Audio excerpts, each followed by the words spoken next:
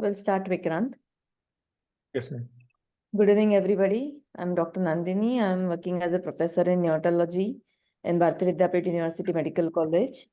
Dr. Vikrant Deshmukh, who is a second-year DM resident, will be presenting a case of neonatal ascites. And the expert for this case is Dr. Abhilasha Handu. She is associate professor in Department of Pediatric Surgery. And Dr. Madhura Fadnes, I think she hasn't joined yet, but she'll join soon. She's an assistant professor and she's a pediatric nephrologist in our department. Anybody who has a question can put it in the chat box, and at the end of it, we'll be able to answer those questions. So over to Vikrant. Good evening, everyone. Today I will be presenting an unusual case of neonatal ascites. So the case will be discussed in following view. That is case, we'll discuss the case first, then we'll go for approach of the case, diagnosis, management, and discussion. So this is a case of 34 plus 4 weeks female, which was outborn, born via emergency LSCS in view of severe oligohydramnios with fetal ascites. So coming to antenatal history, the baby was born to 23 years old mother, G2A1, which was out registered case, had a history of previous spontaneous abortion. All antenatal blood tests were normal. Mother was O positive. An antenatal scan done at 34 weeks was suggestive of gross fetal ascites with severe oligohydramnios with no uteroplacental or fetoplacental insufficiency. All previous scans were normal, and mother also received 1 dose of dexamethasone prior to delivery. So coming to birth history, the baby was born via emergency LSCS done in view of severe oligohydramnios with fetal ascites at outside hospital. The baby did not cry at birth and required delivery room intubation. The Apgars were not available. The birth weight was 2.5 kg. It was a female child. The baby was extubated and shifted to Bharati Hospital on TP resuscitator at hour of life 2. So at admission, the weight was between 50 to 75th centile. Length was 25th to 50th centile, and head circumference was between 25th to 50th centile. Baby was euthermic, had tachypnea with a respiratory rate of around 72 to 74, and maintaining saturation of 88 to 90 at room air, had distress, euglycemic, normal female genitalia, but there was no skin edema. Abdomen was grossly distended, shiny, but organomegaly could not be appreciated due to gross ascites. Other systemic examination, except for a respiratory system, which as baby has had a respiratory distress with Silverman-Anderson score of 4, were normal. So our initial diagnosis was late preterm AGA, perinatal depression, and neonatal ascites under evaluation. So admission blood gas was suggestive of mixed acidosis. X-ray chest and abdomen was done. It showed low lung volume with ground glass opacification of abdomen and centrally placed bowel loops. Baby was started on non-invasive support NIPPV, kept NBM, and I started IV fluids, and empirically we started with injection gentamicin after sending blood cultures. So our initial thought process of differential diagnosis were hydrops, cardiac, intestinal anomalies, hepatobiliary, chylous, pancreatic, and genitourinary anomalies. So initial labs done showed mother blood group was O positive and baby was B positive. A peripheral smear also had evidence of mild hemolysis, though DCT was negative, retic count of 25%. Baby had normal liver function tests and serum electrolytes. So initially we thought of immune hydrops. Baby also required phototherapy on day of life 1, but there was no evidence of pleural effusion or pericardial effusion on USG lung and 2D echo. Although small perimembranous VSD was present in 2D echo, ECG done was normal. So these ruled out our initial thought of immune hydrops and cardiac anomaly. USG abdomen done was suggestive of moderate ascites with raised renal echogenicity. So you can see the pericardial, you can see the subhepatic fluid collection in this image. Next, we did ascitic tapping in this baby. So fluid and sent for fluid analysis. So our next probable differentials were hepatocellular, biliary, pancreatic, and chylous. So fluid analysis showed acidic pH.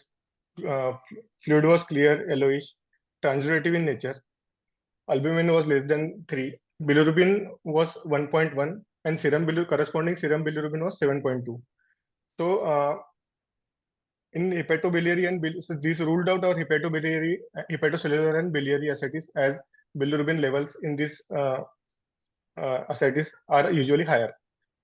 Next, triglyceride levels were 13 mg per deciliter, which ruled out our chylous ascites, in which the levels are usually in thousands. Next, LDH was less than 30. Amylase was less than 3 units per liter. Usually, this ruled out our pancreatic ascites, as the levels are usually very high in pancreatic ascites. But the creat was 2.3 and corresponding serum creatinine was 0.86 milligram per deciliter. So usually in urinary ascites, albumin, so we had hypoalbuminemia, low bilirubin level, low triglyceride level, acidic pH, and creatinine not very high, but at least it was 2.3 milligram per deciliter. So we thought of genitourinary, but we kept genitourinary in lower of our differential diagnosis because it was a female child. So baby on day of life 2, baby persistently had ascites with oliguria. Serum creat on day 1 was 0.87. On day 2, it rised up to 1.58 milligram per deciliter. Urine output improved after furosemide. Blood gas showed metabolic acidosis. So we did repeated ascitic tapping. Baby required repeated ascitic tapping, and 925 ml of fluid was drained, after which abdomen was soft. This fluid was replaced with normal saline. A pediatric surgery opinion was taken and MCU was performed. So MCU, these are the images of MCU. So you can see this is urinary bladder. You can see the contrast dye leaking from the posterior superior aspect of urinary bladder into the peritoneal cavity. So urgent cystoscopy and vesicostomy was done. Intraoperatively, they found that there was a perforation in the posterior wall of bladder, highly trabeculous bladder mucosa and edematous bladder neck hypertrophy was there, and it was very difficult to pass scope through the urethra. Bladder wall repair and with vesicostomy was done, and globe and drain was kept in situ. We did USG spying to rule out neurogenic bladder. So at this point of time, our differential diagnosis were narrowed down to genitourinary ascites with two probabilities of first is distal urethral stenosis, as it was very difficult to pass the scope, and second was neurogenic or neurogenic non-neurogenic bladder, also known as Hinman syndrome. So on day 3, gradually we tapered down on respiratory support. Feeds were graded up gradually, and but after operation, baby had issues of polyuria, which were managed conservatively, which settled down in 2 to 3 days. On day of life 5, again USG review abdomen was done, which showed bilateral mild pelvic LSL system fullness. So currently, baby is on full feeds, tolerating well. Vesicostomy is functioning well. Diuresis has settled down.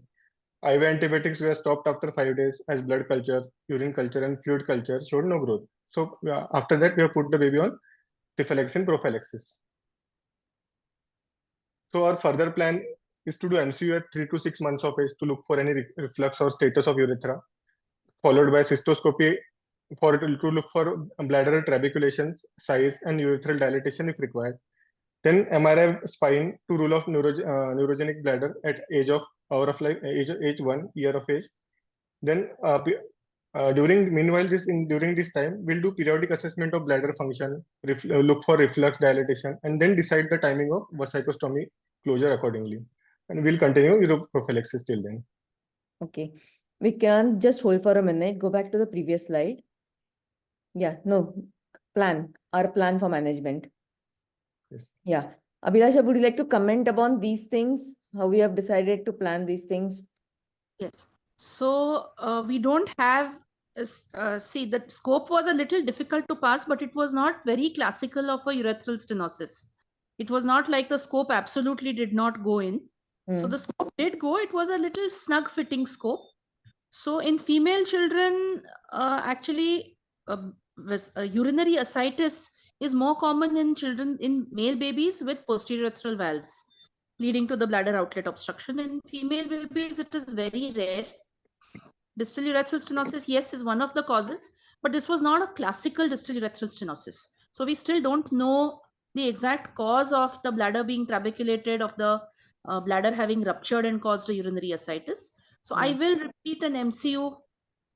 Maybe when the child is older, there is no hurry to do anything. Bladder right now on cystoscopy was quite small in size, trabeculated, typical like a hypertrophied bladder of bladder outlet obstruction, or a high pressure bladder, which could be in a neurogenic bladder. So repeat the MCU. See the bladder capacity, whether the bladder has grown. If she voids urine from below, we'll get the status of the urethra. And then we can plan urethral dilatation during cystoscopy. And once the bladder has grown to an adequate size and we are sure of the urethra being adequate in size, then we will close the vesicostomy. And meanwhile, we'll see the creatinine, how the creatinine is going, whether any hydronephrosis develops or whether any reflux comes up. Because currently the first MCU that we did, we could not see a reflux because at that time all the contrast was leaking out of the bladder. So we don't know, a reflux may show up in a subsequent MCU. So we'll have to keep our eyes open for all of this. And then plan accordingly further. Okay. I just would like to have your quick comment about the polyuria post-surgery. Baby was diureting around more than 10 ml per kg per hour urine. So this is it typical. Common? Yes, in posterior urethral valves, also in any obstructive uropathy, once you relieve the obstruction, there is a phase of diuresis. It may vary from child to child, from patient to patient, but yes, we have seen very high urine outputs. So even the ascites that was accumulating in the patient's abdomen, he's mentioned 925 ml. Yes. So already the child was diuresing. As soon as the bladder ruptured, he kind of went, the obstruction got relieved because of the bladder rupture. And the patient started diuresing then itself, which continued post-vesicostomy for a few days. So this is typical of post-obstructive diuresis. Okay, so this is a known phenomena which all of us should remember. Yes. That we need to keep a monitor on the urine output. Yes. Post-operatively. Even in PUV, even in posterior urethral valves, when we catheterize the child, that child is going to diurese. So you have to look at the replacement, the hydration status. They can have severe dyselectrolytemias also. So you have to replace and monitor electrolytes in all these One cases. more question. Is it also common to get a hematuria once the obstruction is relieved? Or it is not so common? Yes, it is common because again, an obstructed bladder, a child with retention, once you catheterize, relieve the obstruction, the mucosa sort of, which was stretched, maybe, the capillaries which was stretched, suddenly that obstruction is relieved. So a thin wall, some thin-walled capillaries may open up and there may be a phase of hematuria once you relieve the obstruction. It is common, very common. Okay. And it will last around how much time? I think a couple of days, 2 to 3 days. Yeah. Okay, fine. Yes. This happens in adults also. Even patients with prostates, you catheterize them, they will have a phase of hematuria. So it's seen in all ages. Yes. Okay. Yes. There's one question in the chat.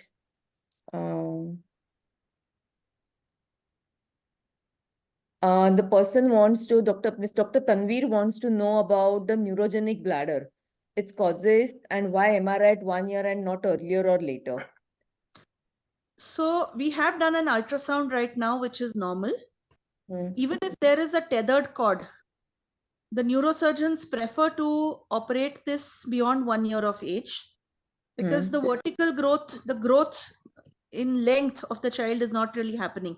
So the effects of tethered cord are usually seen at a later age. So there is no harm in, we are not going to operate before 1 year of age.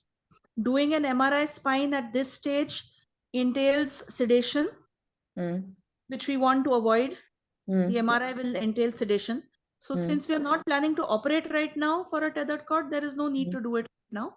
You can do it at around 1 year of age. Surgery, if at all for tethered cord, will be done later after that. Okay. And how we can differentiate between neurogenic and neurogenic, non-neurogenic kind of a bladder? So it's a non-neurogenic is a diagnosis of exclusion. Okay. You have to do an MRI spine. See that it is normal. and there is no other no other reason for the obstruction, Okay. then it's a diagnosis of exclusion. Okay. Fine. Yes. Thank you. Yeah. Thank you. Vikrant, go ahead. Yes.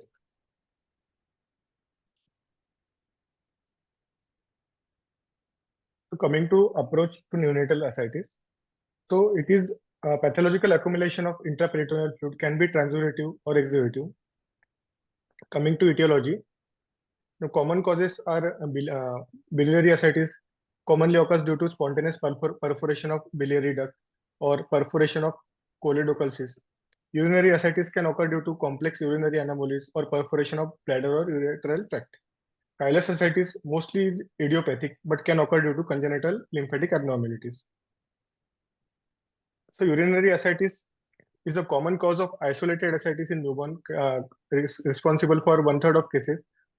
7 times more common in male. The most common cause is PUV in 70% of cases. Other causes are ureterocele, urethral stenosis or atresia, neurogenic bladder. The extravasation from perforation is seen in 65% cases, and most common site of perforation is renal, pelvis, and bladder wall. Other causes includes cardiac causes like congestive heart failure, supraventricular tachycardia, pancreatic causes like infection, anatomical defect, or trauma to pancreas, hepatocellular causes like neonatal ascites, biliary atresia, inborn errors of metabolism, or iatrogenic can occur due to gastric perforation due to gastric catheters or perforation due to umbilical lines. So coming to clinical presentation, urinary ascites usually presents as respiratory distress at birth, abdominal distension, also presents with features of azotemia, metabolic acidosis, raised serum creatinine. Biliary ascites usually has a subacute course with slowly progressive ascites. These babies are previously healthy. They present with mild jaundice. Sometimes direct component can also be there. They have normal or acolic stools. Chylous ascites usually idiopathic. They present in a non-specific way, like signs of peritoneal irritation, malabsorption, and failure to thrive. So coming to diagnosis and management, the initial investigation we require for this is abdominal ultrasound and paracentesis. So if fluid analysis shows elevated bilirubin, as we saw earlier, it indicates biliary ascites. To confirm, we need to do MRCP or HIDA, and if this is confirmed, then we can go ahead with external drainage. We can give trial of conservative management, and if choledochal cyst is the cause, we can operate it. If there is elevated fluid creatinine, then urinary cause might be suspected. So we need to urgently decompress the bladder, and MCU will be required to know the cause. If there is a perforation, we need to repair it, and ablation of posterior urethral wall if it is the cause, or urinary diversion may be required. In case of elevated triglycerides, chylous ascites can be the cause. So usually conservative management is there. Boil rest, parental nutrition, MCT rich diet. Rarely requires a laparoscopic repair or peritoneovenous shunt. If there is elevated amylase or lipase, pancreatic ascites could be suspected. So we need to do abdominal CT to look for the pancreatic cause. Again, here there is conservative management, bowel rest, parenteral nutrition, sometimes requires somatostatin analog like octreotide or surgery.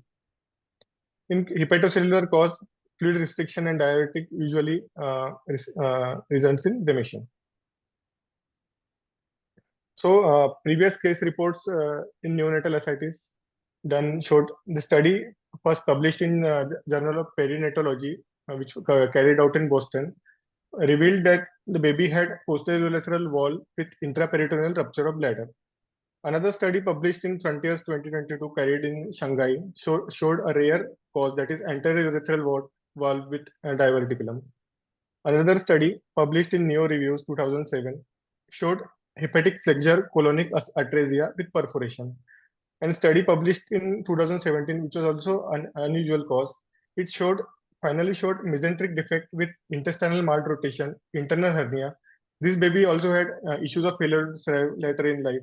So they screened the baby for cystic fibrosis, which came positive, and the baby was referred to cystic fibrosis center. So coming to conclusion, neonatal ascites is rare, but it can be caused due to intrauterine, antenatal, and postnatal factors. Usually, the cause is identifiable. Urinary ascites is common cause in neonatal age group, but PUV is the most common cause of urinary ascites seen in male babies. However, our case was unusual because it was a female neonate. So compromised long-term renal outcome is there due to obstruction of this urinary tract, but spontaneous decompression is protective of renal function. So these babies usually require a long-term renal monitoring. So due to advancement in NICU, the mortality due to ascites and urinary ascites has reduced from 70% to almost 0%. So management of ascites usually is treatment of underlying cause and supportive management. Any other question any participant has?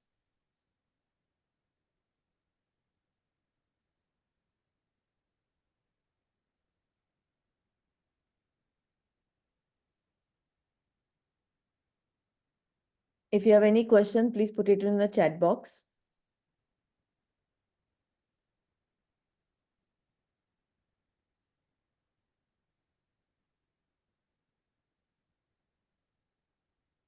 Okay. To summarize this, it was a rare case of neonatal ascites. The cause was urinary ascites. What we all have to remember is post-obstructive relief diuresis is common and hematuria also can occur. The diuretic phase may last for 2 to 3 weeks or maybe more longer than that. So it's most important to monitor for the urine output and keep replacing the output if it is polyuria. Abhilasha, you want to say something as a take-home message? So although this was a female baby, and so keep a high index of suspicion. Do definitely rule out a renal cause, even if it is a female baby. It is still possible.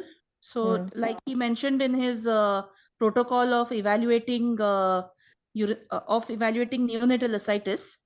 So urinary fluid creatinine is an important thing that you should also, apart from the triglycerides and in the sequence of investigations of the fluid that he suggested. So keep it in mind. It's one of the most common causes. Okay. Even if it is a female baby, you should keep it in mind. Okay. There is a question, what are the pancreatic causes for ascites? So I mean, it's very rare. There may be some congenital anomalies of the pancreas, of the duct formation, which can lead to pancreatic ascites, but it is very rare, very, very rare. Okay. I mean, I've read it in textbooks. Clinically, I have not seen such a case. Anatomical abnormalities of the duct. Okay. And also Dr. Tanvir wants to know about your experience about urinomas. I guess he wants to know about the future prognosis of this behavior. Yeah, so depends on the creatinine level, serum creatinine levels, the level of renal dysplasia at birth. So in PUV also, I mean, I'm giving PUV as an example of all these bladder outlet obstructions. Not just, so in PUVs, they have found that in spite of best management, around 25 to 30% of these patients land up with end-stage renal disease. Okay. So we'll have to see the nadir creatinine, the lowest creatinine. Right now, also the creatinine of this baby was 0.75. So which is not very normal. I think if Madhura is there, if our nephrologist She has is left, I think. I would have asked her otherwise. Okay. So around 25 to 30% of these can land up with end-stage renal disease. Our aim is to optimize the renal function as much as possible, so that child, either we delay or prevent the child going into end-stage renal disease. Yes. So we have to look after the bladder, because the bladder and the urethra seem to be the problem here. So since we have diverted this child, now at least the pressure on the kidneys is going to go off. So we are giving the best chance for the kidneys to grow. Yeah. Yeah. Okay. There's a question like guidelines for volume for paracentesis. We didn't come across any guidelines for volume for paracentesis. Initially, we tried with the paracentesis to relieve the respiratory distress so that the child can be off support. But whenever we used to tap the volume or 100, 200 ml, within 2 hours, the volume used to get replaced again and abdomen used to get distended. So finally, we put it for the continuous drainage of abdoparacentesis. Abhilasha, your take on it? No, I think that's what, if maybe a urinary catheterization would have, we did try it initially. Yeah, our it baby was already catheterized, Yes. but despite that, he was continuously distending the bladder. So we had to put the drain. Yeah, continuous I think drain. it was okay in a controlled manner and replacing the fluid appropriately till we got to a diagnosis. In a controlled situation, I don't know whether there was I don't know of any guidelines of limit. Yeah, even we also paracentesis. couldn't come across. Yes. There's a question, can we do peritoneal dialysis in cases of vasaecostomy? Can you clarify the question why you want to do peritoneal dialysis in case of vasaecostomy? Because this child is not in ARF now to go ahead with the peritoneal dialysis. So I'm not very clear about the question. So if you can clarify the question, in renal failure, but child is not in renal failure at present. So maybe she's asking in case the child goes into renal failure. Okay. Yeah. So yes, it is going to be a little difficult to go for peritoneal dialysis in case of renal failure. Because the position of the vasaecostomy is the site where usually we do the peritoneal dialysis from. Abhilasha, your voice is breaking. Okay. Is it okay? Is it better now? Yes, sir. Yeah. So, but usually that situation does not arise. That patient has a vasaecostomy in situ and at the same time you need a peritoneal dialysis. So that situation usually does not arise. But yes, if that does happen later in life, the nephrologist will have some trouble doing peritoneal dialysis, and we may have to look for surgical insertion of the catheter at a slightly higher up site for hemodialysis. So in this patient, of course, it's not needed. It would be rarely needed.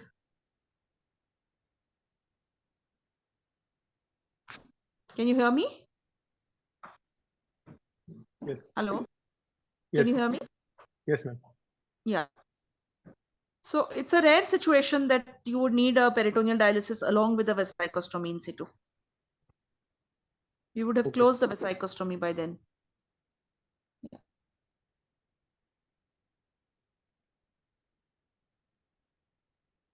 Anything else?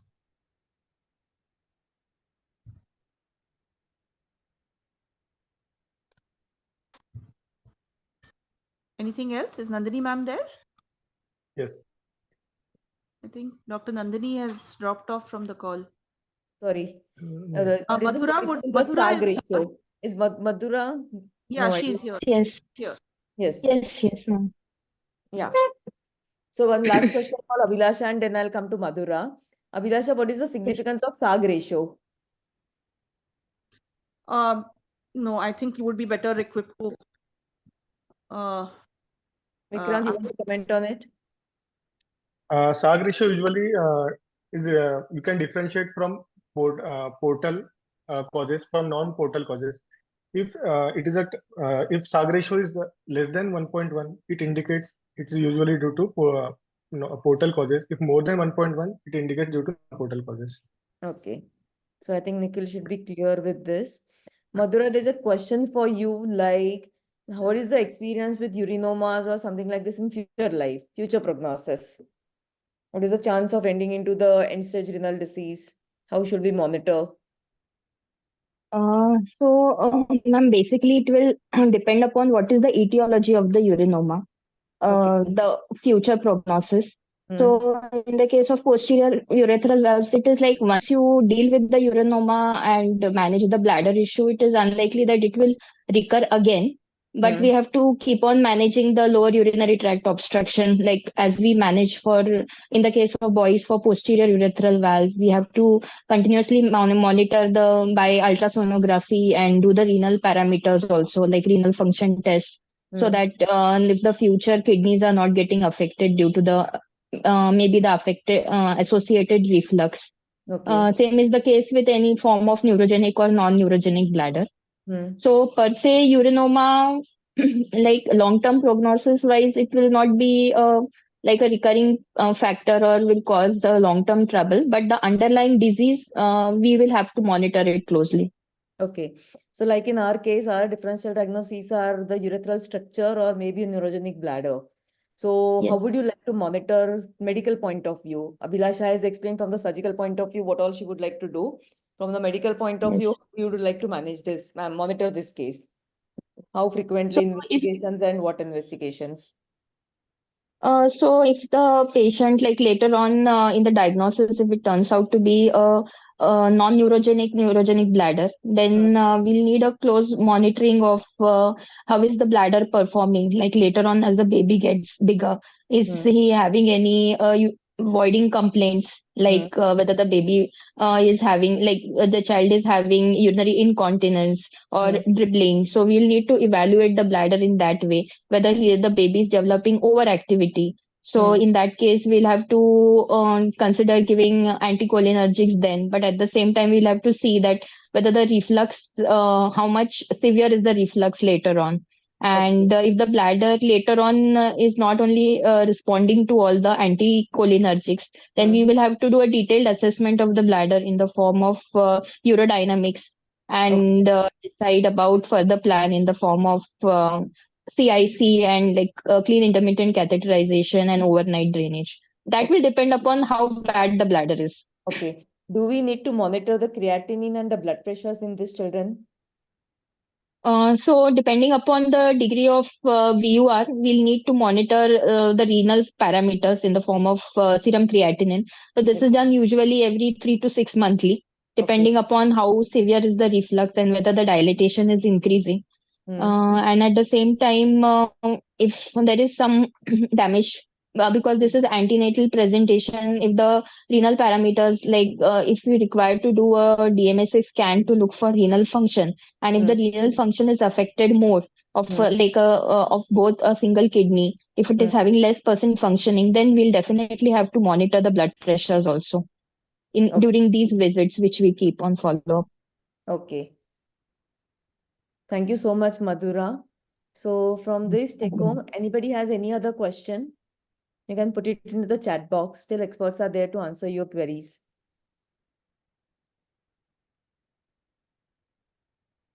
So take home message is कि once the surgery is done, it's not the end of the story. We have to keep monitoring them in the future life also.